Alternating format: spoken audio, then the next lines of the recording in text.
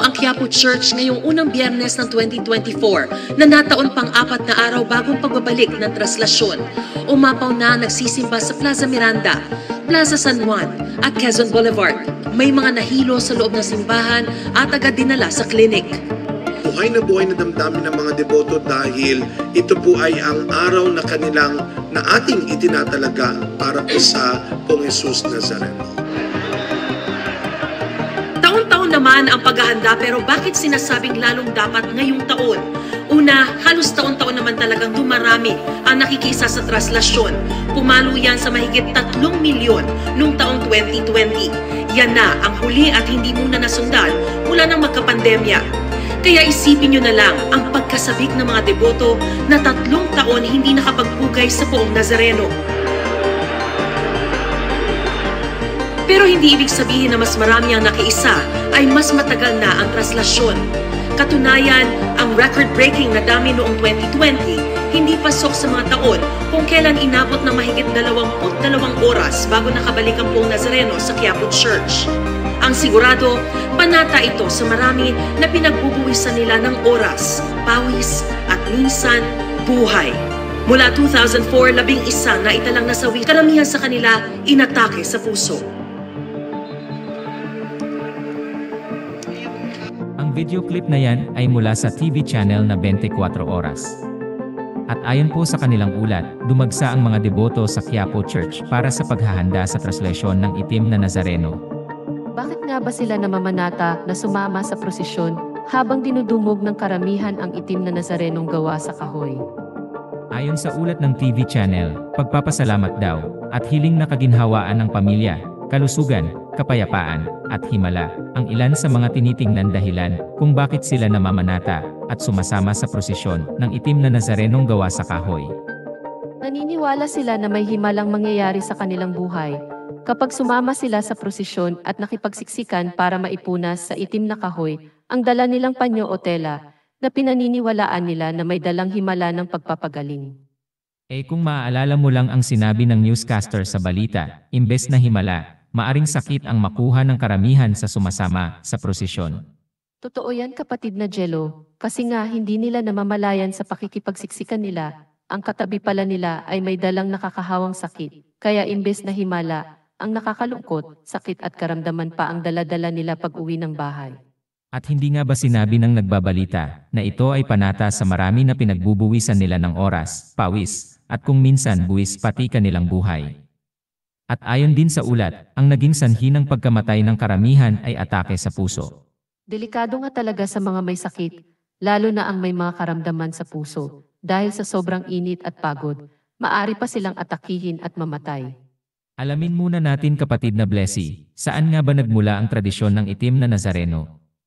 Sinasabing ang tradisyon ay nagmula noong ika-17 siglo, nang dumating sa Maynila ang isang life-size at dark-skinned na estatwa ng Hesukristo na nagdadala ng krus. Ang estatwa, na kilala bilang Black Nazarene, ay pinaniniwala ang inukit sa Mexico at dinala sa Pilipinas ng mga misyonerong Augustinian Recollect noong 1606. Sa Mexico pala galing ang itim na estatwa ng Nazareno. Bakit maitim?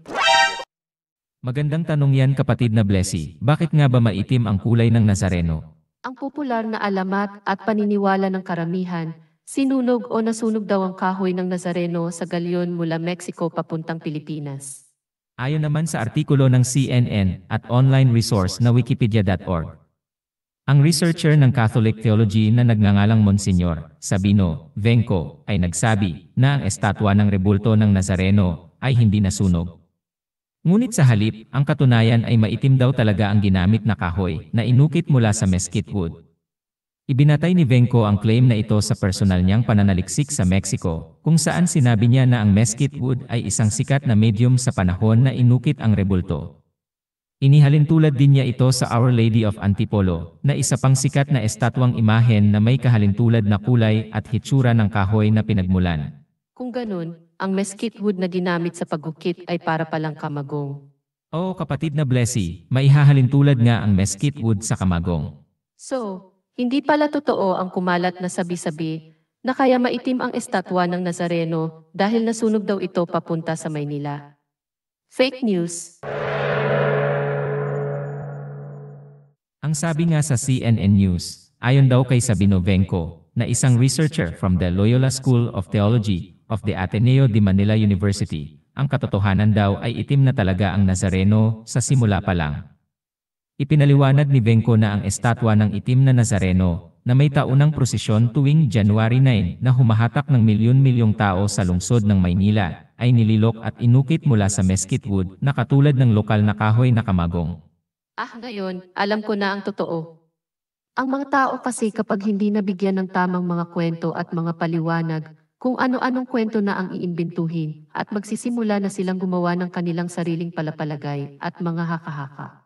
Tama ka dyan, kapatid na Blessy, tapos kakalat na ang mga maling impormasyon sa buong sanlibutan na siya naman nilang paniniwalaan kahit walang katotohanan. Pero maiba ko, kapatid na Jello. Tama nga ba ang ginagawa ng ating mga kababayan sa pagprosesyon nila sa estatwa o rebulto ng itim na Nazareno? Sa totoo lang, kapatid na Blessy, kung sila ay mga pagano, wala naman akong nakikitang mali sa kanilang gagawing pagpaparticipate sa ganitong gawain. Dahil normal na gawain ng isang pagano ang sumamba sa isang estatwa o rebulto. Bro, hindi naman daw nila sinasamba, iyon daw ay isang pag-alaala lamang sa Panginoon. Yan ang mga baluktot na pangangatuwiran na ginagamit ng karamihan para magpalusot sa pagtatangka nilang pagtakpan ang kanilang ginagawang pagsamba sa mga Diyos-Diyosan. Baka hindi nila alam ang kahulugan ng pagsamba? Alam mo, kapatid na Blessy, ang ganyang gawain ay isang pagbubulag-bulagan sa katotohanan. Totoo nga ang sinabi ng Biblia na binulag ng Diyos ng sanlibutan ang mga pag-iisip ng mga hindi nagsisisampalataya, kaya hindi nila makita ang liwanag ng katotohanan na nagmumula at itinuturo ng tunay na Mesiya sa banal na kasulatan na siyang larawan ng Ama sa langit. Dahil ang tinatangkilik at sinasamba ng karamihan sa mundo ay ang false Messiah, isang counterfeit Messiah. Tama ka dyan, kapatid na Blessy, maling Mesiya ang pinapanginoon ng sanlibutan, kaya mali rin ang aral na kanilang tinatanggap at pinaniniwalaan. Kaya nga makikita mo sa kanilang mga gawi at pag-uugali at kanilang pagkilos, ang salungat sa mga aral na itinuro ng tunay na Mesiyas sa Biblia. Tama ka ulit, kapatid na Blessy. Diyan mo makikita kung anong tatak at marka ang nasa kanilang noo at kanang kamay.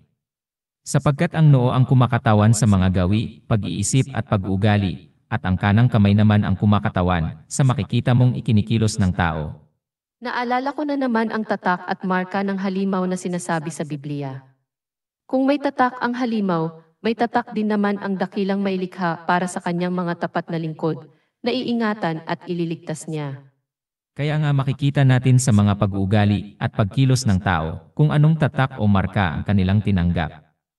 At hindi naman ito mahirap malaman dahil kung ang mga paniniwala at pagkilos ng isang tao ay salungat sa sinasabi at itinuturo ng Biblia, alam mo na kaagad na sila ay nagtataglay ng tatak ng dyablo na nasa likod ng halimaw. At ang marka ng dyablo ay mababasa natin na binanggit sa aklat ng pahayag.